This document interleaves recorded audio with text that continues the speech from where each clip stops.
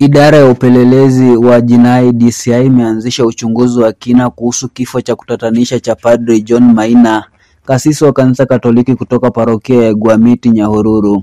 Mwili wa Padri Maina ulipatikana Mei 15 kando ya barabara ya Nakuru Nairobi, karibu na kituo cha Diatomite na mwendesha pikipiki aliyekuwa akipita.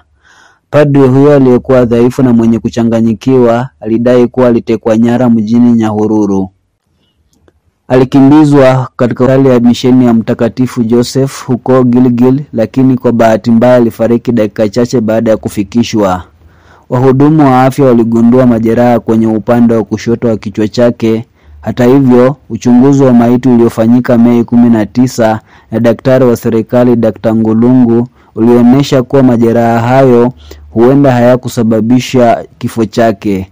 Sampuli za uchunguzi wa sumu zimechukuliwa ili kubaini chanzo halisi cha kifo chake. Mamlaka zinaamini kuna njama, huku ripoti zikieleza kwamba Padri Maina alikuwa akifuatwa na watu wasiojulikana waliodai sehemu ya pesa alizopewa baada ya kuongoza ibada ya jubilei ya miaka 25 na upadrisho mnamo Aprili. Hafla hiyo ilihudhuriwa na aliyekuwa naibu rais Rigathi Gachagua na wanasiasa wengine. Ingawa kuna madai kwamba Padri Maina alikuwa ameeleza hofu kuhusu usalama wake, hakuwa amewasilisha taarifa yoyote rasmi kwa polisi. DCI imerekodi taarifa kutoka kwa watu kadhaa na inaendelea kufuatilia ushahidi wa kitaaluma.